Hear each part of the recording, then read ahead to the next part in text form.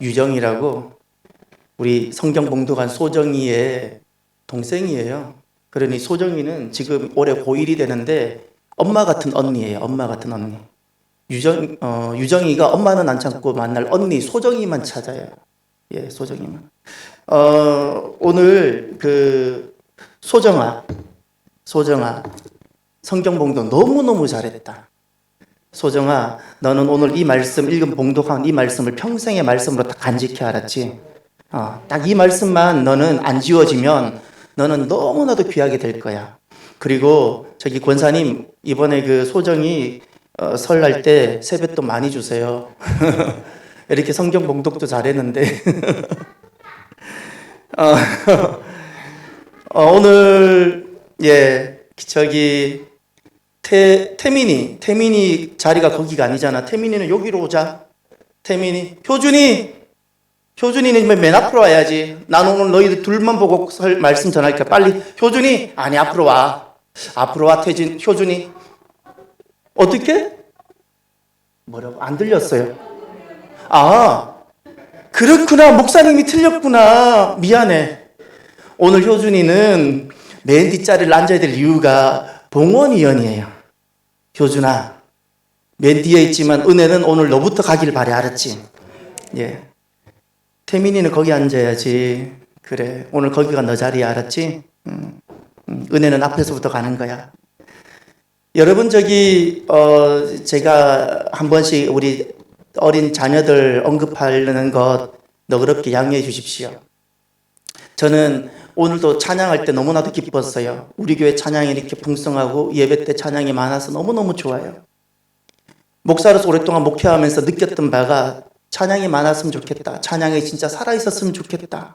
너무나도 주님께서 제게 많이 말씀하시고 그걸 그대로 제가 적용한 것이 지금 현재 우리 예배 형태입니다. 지금 또 만약에 성령님께서 저에게 하나님께서 더 영광 받으신 어떤 것이 있다면 저는 어떤 것든 다 바꿀 마음이 있어요. 찬양하니까 생각이 나는데 임내송 찬양은 좀 더 천천히 하면 좋겠어요. 제가 우리 교역자들에게 부탁을 했어요. 찬양 느리게 하지 말아달라고. 느리게 하지 말아달라고 해서 아마 임내송을 그렇게 한 것 같은데 조금 더 천천히 하면 더 은혜가 많을 것 같아요. 그리고 반주자님, 기도 인도할 때 기도 제목을 말할 때는 피아노 소리를 아주 작게 쳐주세요. 그리고 합심 기도할 때는 다시 쳐주고, 그렇게 하면 좋을 것 같아요.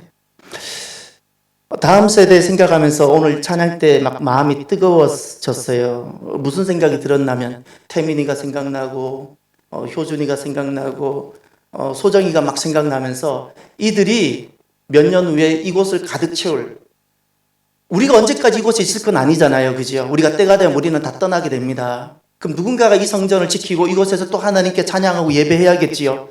그들이 바로 이들입니다. 이들이에요. 무슨 일이 있어도 우리 안에 있는 이 믿음이 이들에게 전해져야 되는 겁니다. 저는 그 꿈을 막 꾸게 됐었어요. 막 찬양하는데 그 그림이 막 그려지는 겁니다. 그 그림이. 이제 설 명절이 시작됐습니다. 금년도 설이 언제인가 찾아봤더니 양력으로 2월 1일 화요일이었습니다. 제가 한번 여러분에게 질문해 볼게요. 우리 학생들도 있으니까. 태준아, 오늘 원래 목사님이 영어로 설교를 준비하려고 했는데 태준이하고 너하고 태민이하고 효준이가 온다 그래가지고 한글로 하니까 어렵다고 여기지 마, 알았지? 한글로 할 거니까 잘 알아듣고 효준이, 태민이 오늘 말씀 다 끝나면 집에 가서 반드시 오늘 무슨 말씀했는지 엄마한테 리피트 하길 바래, 알았지? 리피트 해야 돼. 소정이도 집에 가서 오늘 말씀 리피트 할 수 있기를 바래, 알았지? 그래. 그래. 유정이도 해. X 하지 말고. 유정이 X 아니고 O야, O. 리피트 해. 유정이. 어려운 거 아니야. 한글로 할 거야, 목사님이. 잘 알아들어. 목사님 하는 말씀만 들을 수 있으면 너희들은 어느 목사님 말씀 다 알아들을 수 있어. 제가 물어볼게요. 우리 학생들도 대답해 보세요. 우리나라 사람들은 나이를 기준합니다. 1살, 2살, 3살. 무엇으로 나이를 기준할까요? 힌트. 외국 서양 사람들은 자기 생일을 나이 기준으로 삼습니다. 그렇지요? 그것을 우리는 만이라 불러요. 만 1살, 만 2살. 자, 제가 질문을 드립니다. 우리나라 사람들은, 우리 민족은 그 나이 기준을 무엇으로 할까요? 제가 못 알아들어요. 그렇게 말씀하면. 뭐 떡국? 태어난 날은 아니에요. 태어난 날은 서양식 방식이에요. 우리 태어난 날을 나이살로 하지 않아요. 제가 이미 말했던 것에 이미 답이 다 들어있었어요. 예, 떡국 한 사람들은 거의 90점이에요. 떡국 먹어야 한 살 먹는 거예요. 오늘 화요일에 꼭 떡국 드시기를 바래요. 저는 나이 안 먹을 거니까 떡국 안 먹을 거예요. 우리 민족이 그 나이를 기준으로 하는 것은 그 설을 쐴 때마다 한 살 더 먹는다고 설을 기준으로 합니다. 설. 그러니 내 자녀가 12월 31일 날 태어나도 음력 12월 31일 태어나도 음력으로 1월 1일 설이 돌아오면 그 아이는 한 살 더 먹는 거예요. 설을 기준으로. 그래서 우리는 나이를 계산할 때 뭐라 그래? 한 살, 두 살, 세 살이라 그러죠. 이 살이 어디서 왔을까요? 설에서 온 단어예요. 설이 한 번 왔다는 거예요. 그 설이 모음이 모음으로 바뀌어서 한 설, 두 설, 세 설 하다가 한 살, 두 살, 세 살이 된 거예요. 우리나라는 설을 기준으로 나이를 계산합니다.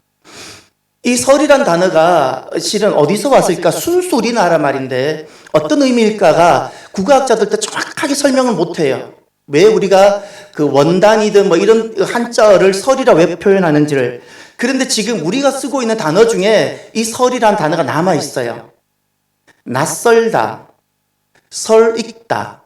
여러분, 낯설다는 어떤 뜻이죠? 낯설다. 내가 저 사람을 보는데 너무 낯설어요. 어떤 의미죠? 또 음식을 했는데 밥을 지었는데 설 익었다. 그때 설이에요. 낯설다 할 때 설이에요. 우리가 오늘날 이 설이란 단어를 말 중에 쓰고 있는데 그 낯설다라는 것은 생소하다는 의미이고 설익다라는 것은 덜 되다, 서툴다라는 의미입니다. 중요한 것은 이 설이라는 것은 새 것이어서 생소하고 또 새 것이기 때문에 익숙하지 않다는 의미입니다. 새 것이라는 뜻입니다. 새 것이니까 낯설고 새로운 거라서 아주 익숙하지 못해서 덜 되고 이런 의미가 우리에겐 설이라는 의미로 다가오고 우리가 이야기하고 있습니다. 그 세시풍습이라고 있습니다. 이 세시풍습 이야기하면 그 우리나라 세시풍습이 너무너무 많은데 뭐 제기차기도 마찬가지고 연날리기, 널뛰기, 그 뭐 별별 게 다 있는데 이것이 음력 1월 1일 설부터 보름까지 거의 다 집중이 되어 있습니다. 이유가 무엇일까요? 왜 사람들은 오늘날 우리들은 이것은 놀이로 하는데 놀이로 하면 1년 내내 할 수 있을 텐데 왜 요때 특별히 뭐 윷놀이든 왜 요때 1월 초에서부터 1월 보름, 정월, 대보름 사이에 이런 것을 많이 했을까요? 그 이후에는 별로 안 하지 않고 여기에 당시에 우리 선조들은 조상들은 민간 신앙을 담아가지고 이 일을 했어요.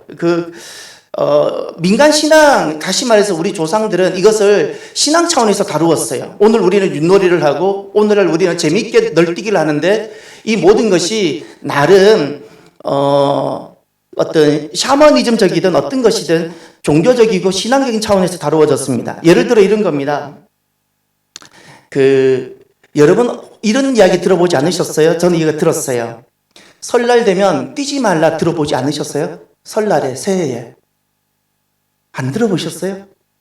왜냐하면 제가 어렸을 때 겨울방학 때 할머니나 할아버지 집에 가면 설날 되면 아침 일찍 차례를 지내고 그러면 저는 어렸으니까 초호미처럼 막 뛰어다녔어요. 그러면 꼭 그래요. 오늘은 뛰지 말라 그래요. 제가 머스마인데 얼마나 뛰고 싶었겠어요. 뛰지 말라 그래요. 오늘은 뛰면 복이 나간다고. 과거에 보면 우리 세시풍습을 지켰던 우리 그 선조들 이런 나름 신앙 고백, 지금은 다 그걸 미순위로 우리는 받아들이지만 어떤 종교적인 신앙이 있었는 거 아니? 1년 운수는 그 첫날에 달려있다. 1년 운수가 첫날에 달려있다는 거예요. 그래서 그날은 근신하고 경고망동하지 않는 날로 삼은 거예요. 그것 때문에 설날을 한자어로 신일이라고도 부르기도 했다고 합니다. 그래서 우리 어르신들이 제게 뛰지 말라 했던 것 같아요. 또 떡국을 먹어야 한 살 더 먹는다. 이것도 마찬가지. 한 살 더 먹는다. 예. 재밌는 건 정월대보름에 키 작은 사람이 남의 집을 출입하면 그의 그 집 목화가 잘 자라지 않는다는 종교적 신앙을 가지고 있었어요. 키 큰 사람은 가는 건 괜찮은데 키 작은 사람이 정월대보름에 남의 집에 가면 그 집 목화 농사 엉망된다고. 예. 찾아보면서 제가 새로운 걸 하나 배운 것이 있는데, 그 12지법, 그러니까 자축인묘에서 12개가 있잖아요. 그것을 12진법이라고 부르는데 그것이 날에도 있답니다. 날.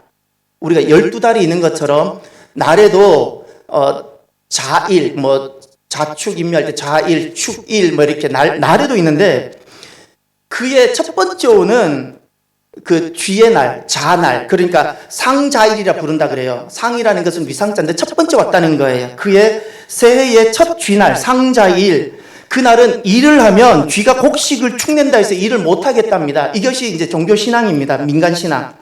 왜냐하면 그 쥐는 이렇게 곡식을 몰래 훔쳐 먹는 거니까 그때 일을 하면 곡식이 다 잃어버린다. 또 상, 묘, 일, 묘는 토끼겠죠, 그죠? 그 새해의 첫 번째 토끼날 오는 그날에 여자들이 아침 일찍 남의 집에 출입하면 그 남의 집이 재수가 없어진다고. 또 뭐 이런 것도 있습니다. 상진날에, 진은 용이잖아요. 뭐 새해 첫 용날에 그 새벽에 용이 우물에 알을 놓고 가는데 누구든지 먼저 그 우물에 가서 물을 길어다 밥을 지어 먹으면 그 집엔 대풍년이 일어난다고. 이것을 경상도에서는 용물뜨기라고 부릅니다. 아무튼 이런 것이 있었어요.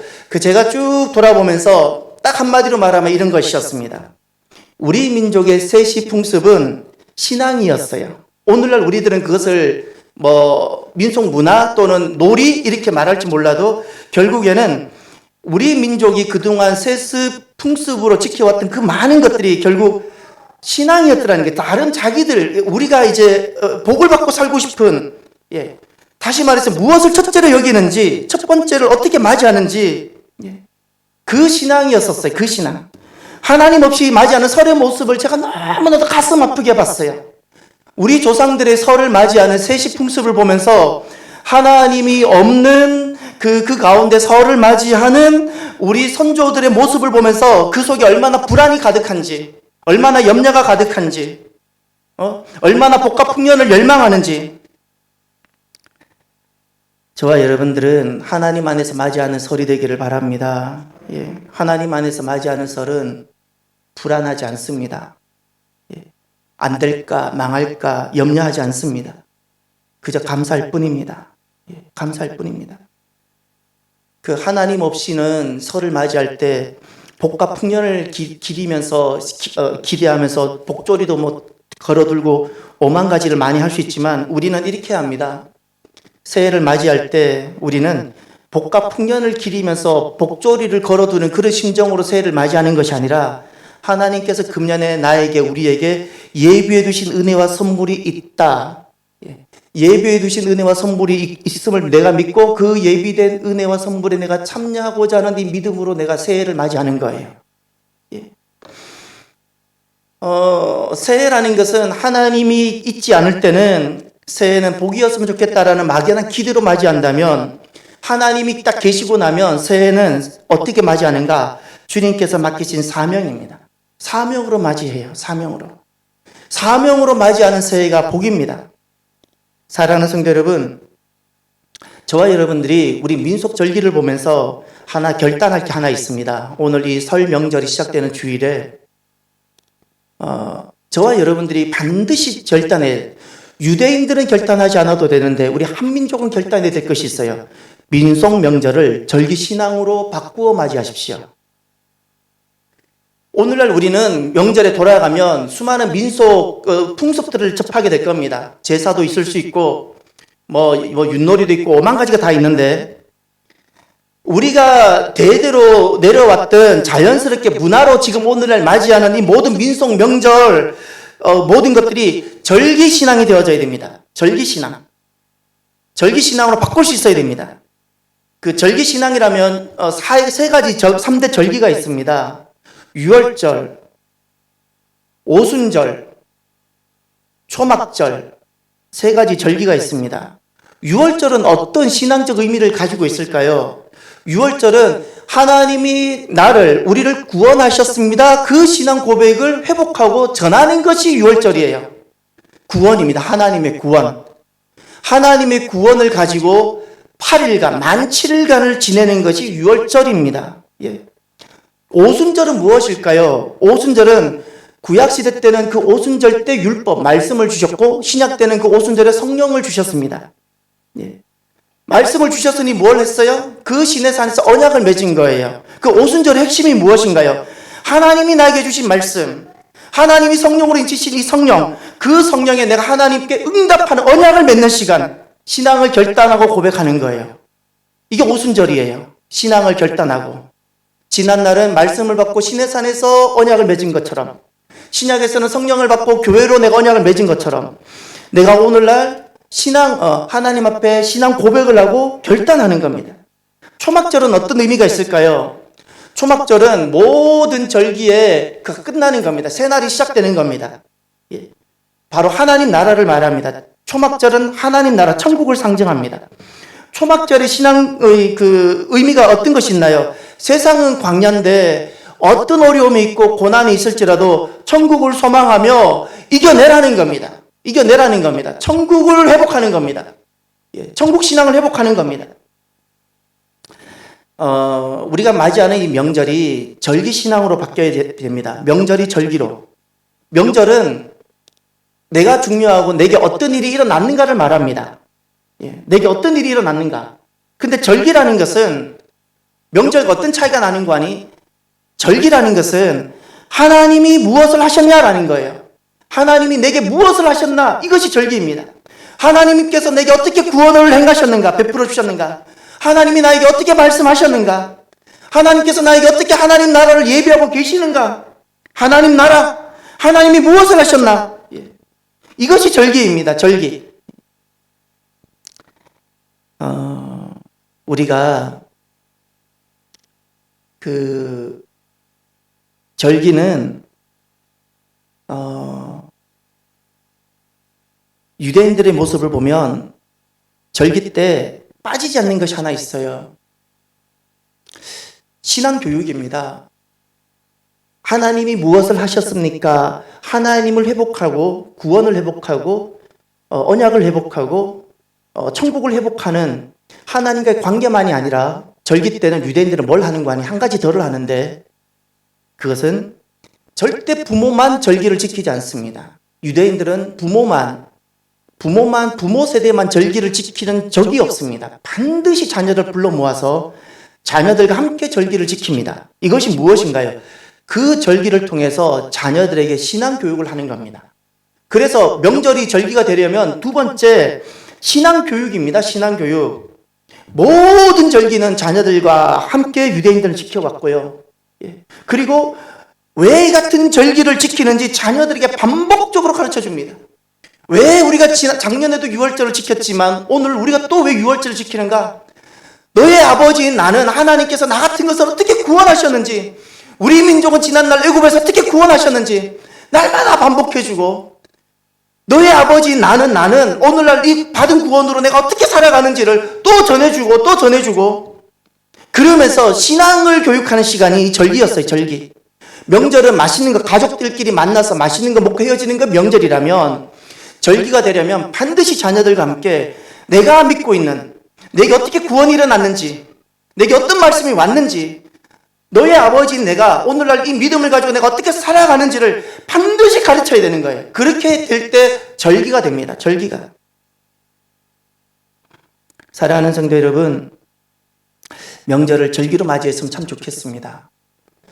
그것만이 오늘날 우리가 왜 그리스도인이 설 명절을 왜 지켜야 되고 왜 맞이해야 되는지 비로소 의미를 찾을 수 있게 됩니다. 구원을 이야기해 주십시오. 가족들끼리 그동안 헤어졌다가 만나면 얼마나 할 이야기가 많겠습니까? 그럼에도 불구하고 내가 아버지라면, 내가 집안의 어른이라면 반드시 이 명절 기간에 구원을 이야기해 주십시오. 다른 구원이 아닙니다. 하나님께서 너희 앞에 있는 내가 아버지인데 나에게 어떤 구원을 베풀어 주셨는지 내가 경험한 구원을 이야기해 주십시오. 그 이야기를, 대학 이야기를 제가 그만하고, 사는 이야기 그만하고, 돈 이야기 그만하고, 구원을 이야기해 주십시오. 그리고 내가 너의 부모로서 나는 오늘날 어떤 신앙 고백, 하나님 앞에서 내가 어떤 언약을 맺고 내가 결단하고 어떤 믿음으로 살아가고 있는지를 전해 주십시오. 전해 주십시오. 그리고 나는 어떻게 천국 소망을 가지고 내가 걸어가고 있는지, 이 광야에서 초막을 짓고 내가 어떻게 살아가고 있는지를 가르쳐 주시고 자녀들에게 체험케 하여 주십시오. 그러면 자녀들은 이 명절을 통하여 하나님을 경험하는 절기가 될 겁니다. 그리고 두 번째,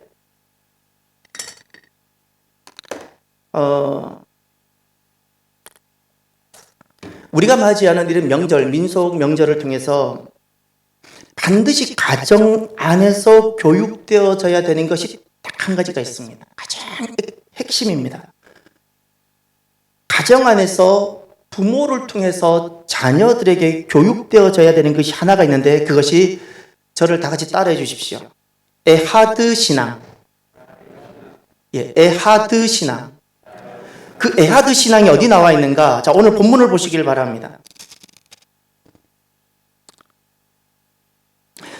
신명기 6장 4절에 가면 이렇게 말씀합니다. 우리 다 같이 읽겠습니다. 이스라엘아 들으라. 우리 하나님 여호와는 오직 유일한 여호와이시니 너는 마음을 다하고 뜻을 다하고 힘을 다하여 내 하나님 여호와를 사랑하라. 아멘. 여기 지금 4절에 에하드가 있습니다. 에하드. 힌트를 드립니다. 에하드라는 것은 숫자로는 하나란 뜻이고 첫째란 뜻이고, 예, 우선이란 뜻이고 그런 뜻입니다. 어디에 에하드가 있습니까? 거기 4절에 오직 유일한, 우리는 그 에하드를 오직 유일한이라고 번역해 두었습니다. 그것을 히브리어 원어로 보면 그냥 에하드라는 한 단어입니다. 에하드. 에하드. 명절을 통해서 가정에서 반드시 교육되어져야 되는 신앙적 스피릿이 하나 있습니다. 신앙적 스피릿. 각 기업에도 스피릿이 있어요. 삼성은 삼성의 스피릿이 있고 현대는 현대의 스피릿이 있더라고요. 기업마다 기업 문화가 다르고 스피릿이 달라요. 하나님 백성은 세상에 아무리 흩어져 살아도 세상 사람들과 구별되는 하나님 백성들의 스피릿이 있는데, 이것이 부모를 통해서 자녀들에게 전해져야 되는데 그 핵심이 무엇인가요? 에하드 스피릿입니다. 에하드 스피릿. 에하드 스피릿은 어떻게 되는가? 다시 본문을 보십시오. 4절. 먼저 들으라 되어져 있죠. 예, 들으라. 이게 쉐마입니다. 쉐마라는 것은 청력을 말하는 것이 아닙니다. 가슴에 이미 새겨지고 내가 그렇게 삶을 살아가는, 아유, 이 학생은 참 말을 잘 듣네. 태민이는 참 말을 잘 들어. 청력을 말하는 게 아니잖아요. 순종을 말하는 거였잖아요. 그러니 자녀들에게 무엇이 삶의 순종으로 있어야 되는가? 그게 쉐마예요. 쉐마의 내용이 이겁니다. 우리 하나님 여호와는 오직 유일한 에하드 여호와이시니, 요겁니다. 에하드 하나님, 에하드 하나님이 자녀들 속에 이것이 그냥 쉐마가 되어지고 그냥 고백되어지고 자녀들이 어떤 모습으로 살아가든지 에하드 하나님이라는 그 신앙 고백을 가지고 살아가는 거예요. 살아가는 것. 이것을 가르치라는 겁니다. 이것을. 그러면 에하드 신앙, 하나님은 오직 한 분이시고 하나님이 가장 첫 번째고 하나님보다 앞서는 분도 없고 삶의 목표도 하나님이고 삶의 전부도 하나님이고, 이게 에하드 신앙인데, 신앙은 에하드인데 이 에하드 신앙으로 살아가는 모습이 하나 있어요. 그게 5절입니다.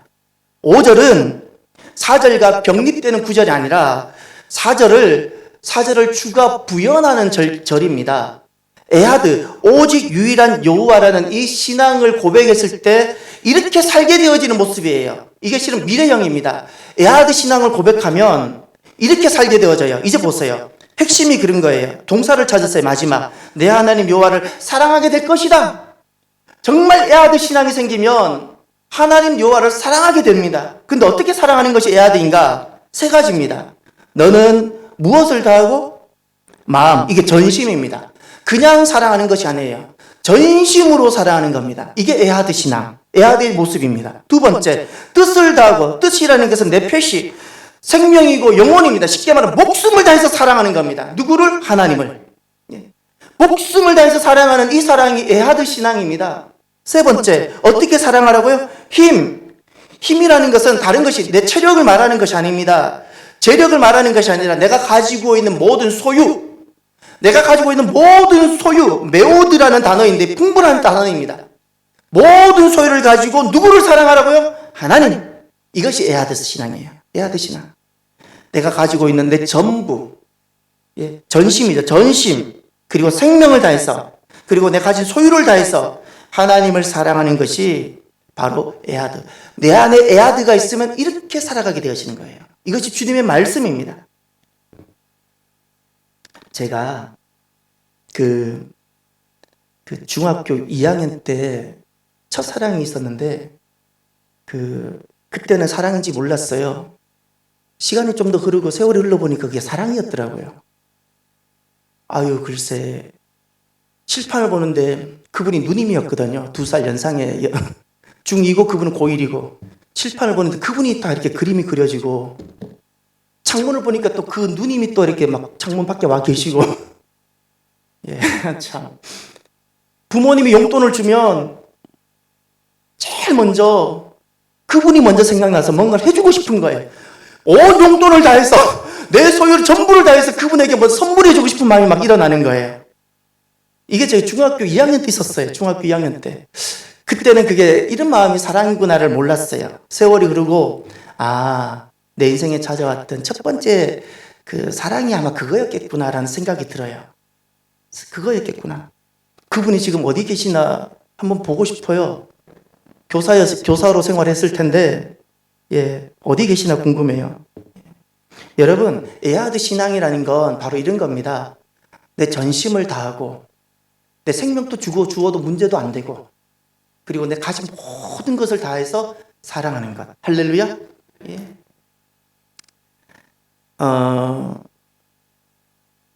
그러면 부모가 자녀들에게 에하드 신앙 교육을 하는 그 모습을 한번 보세요. 그게 이제 6절과 7절입니다.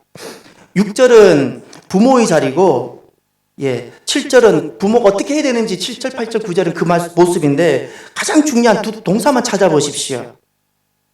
에하드 신앙을 가지고 어떻게 교육하라고 되어져 있는지 먼저 부모의 모습이 나옵니다. 6절. 오늘 내가 내게 명하는 이 말씀을 너는 마음에 새기고, 여기 너는 광야에서 태어난 광야 세대지만 이미 부모가 되어버렸어요. 근데 7절을 보세요. 내 자녀가 또 있죠.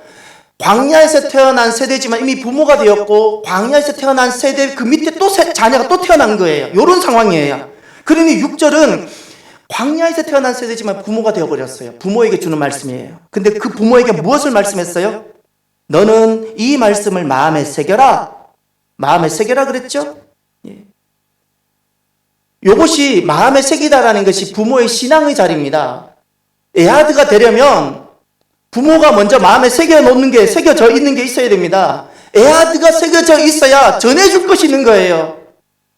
신앙의 핵심은 에하드예요. 프로그램도 아니에요. 교회 건물도 아니고 교회 숫자도 아니에요. 신앙의 핵심은 에하드인데 이것이 부모에게 먼저 있어야 돼. 부모에게 타협을 불응하는 이 에하드가 있을 때 이것이 전해지는 겁니다. 에하드가 없으면 다원론자가 되는 거예요. 이것도 좋고 저것도 좋고 사람은 너무 좋아 보여요. 그러나 전해줄 신앙은 없어요. 그래서 다음 세대가 끝나는 겁니다. 다음 세대가 마음에 새겨야 되는 겁니다. 부모가 먼저 신앙 고백이 있어야 돼. 에하드 신앙 고백 마음에 새겼어. 7절을 보십시오. 이것이 이제 또 부모의 자리입니다. 내 자녀에게 부지런히 어떻게? 가르치며, 가르치며예요. 이것이 단순히 지식적 전달이 아니에요. 자녀가 이렇게 살도록 삶을 훈련시키는 겁니다. 훈련하다입니다. 반복해서. 이게 교육의 자리입니다. 교육의 자리. 부지런히 가르치라는 겁니다. 효준아, 엄마 아빠가 맛있는 것도 많이 해주고 좋은 학교 좋은 학원 많이 보내주지 그것만 하면 나쁜 부모님이야.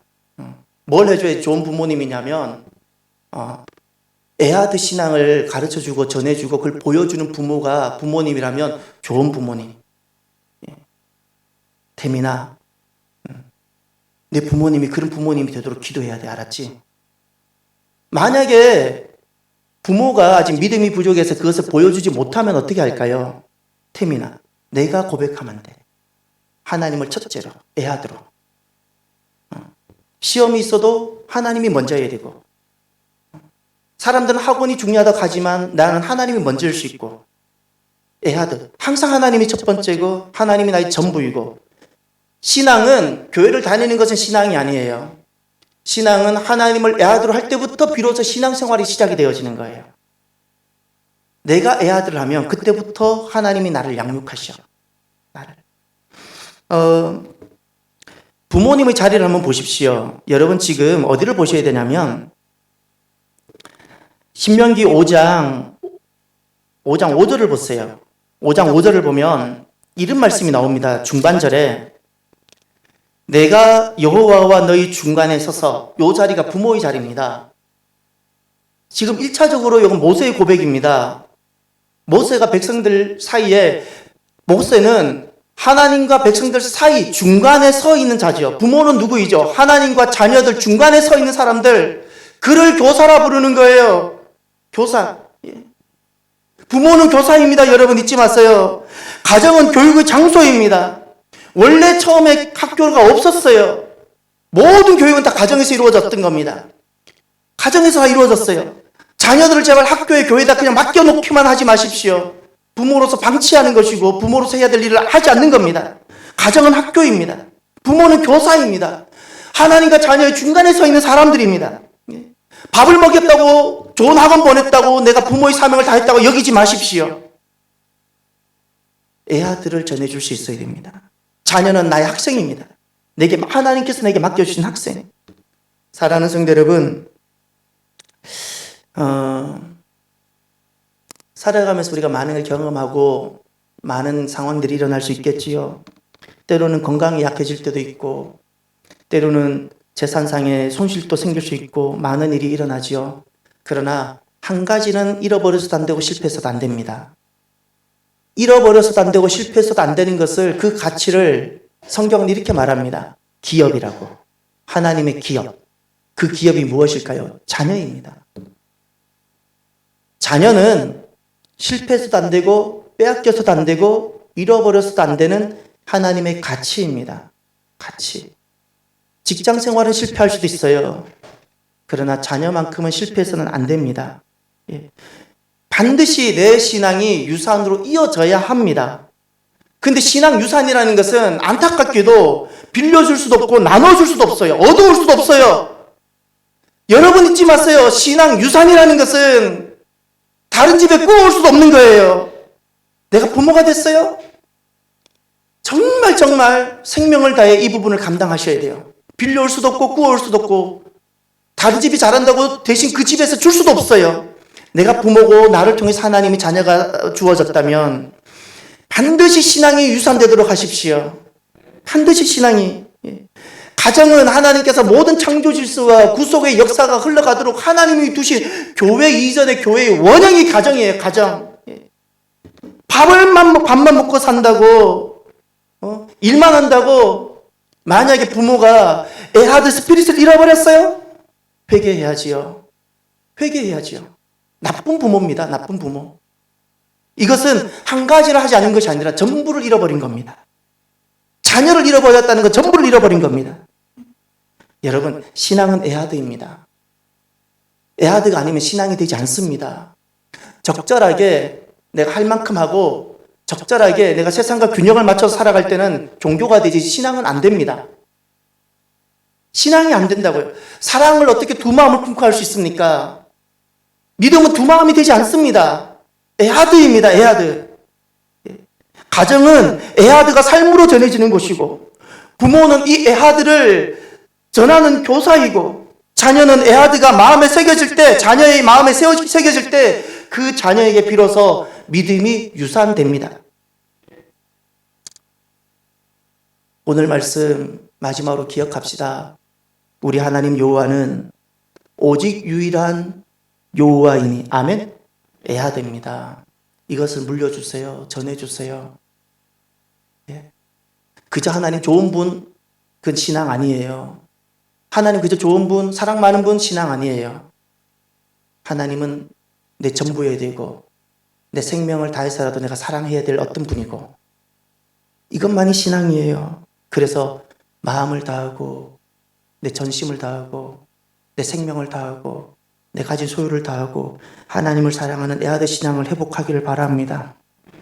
꼭 자녀들에게 내가 오늘날 전해줄 수 있는 애아들 신앙을 갖고 있는 부모님이 되길 바랍니다. 다른 것은 물려주지 않아도 자녀들이 잘 알아서 잘 살아갑니다. 애아들 신앙을 물려주십시오. 그러면 자녀들은 어느 날 돌아보면 우리보다 더 위대한 신앙인이 되어 있을 것입니다. 기도합시다. 명절이 다가오지요. 명절이 시작되었죠.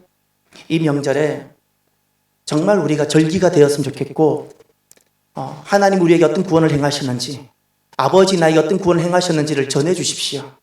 그리고 이번 절기에는, 이 명절에는 부모로서 애아들을 한번 회복했으면 좋겠어요. 애아들을 회복해야 집안이 믿음의 집안, 가문이 되어지는 거예요.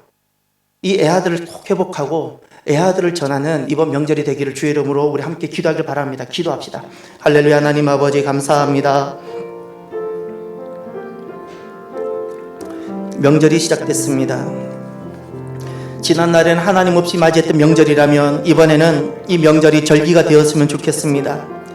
하나님께서 우리에게 어떤 구원을 베풀어 주셨고, 주님께서 우리에게 어떤 말씀을 주셨고, 주님께서 우리를 위하여 어떤 천국을 예비해 두고 계시는지, 하나님께 예배하며 주님 앞에 나와 자녀들을 교육하는, 하나님께 예배하고 자녀를 교육하는 명절이 주여 되게 하여 주옵소서. 하나님 우리들에게, 부모인 우리들에게 애아드가 회복되어지길 원합니다. 애아드만이 신앙입니다. 이 애아드 신앙을 자녀들에게 전해주고 전해주어서 하나님 아버지 자녀 세대가 다음 우리 세대보다 더 귀하게 세워지고 쓰임받는 놀라운 역사가 있게 하여 주옵소서. 오늘 이 자리에 자녀들이 있습니다. 축복합니다. 애아드의 자녀들, 애아드의 스피릿을 가지고 살아가는 이들이 주여 되게 하여 주옵소서.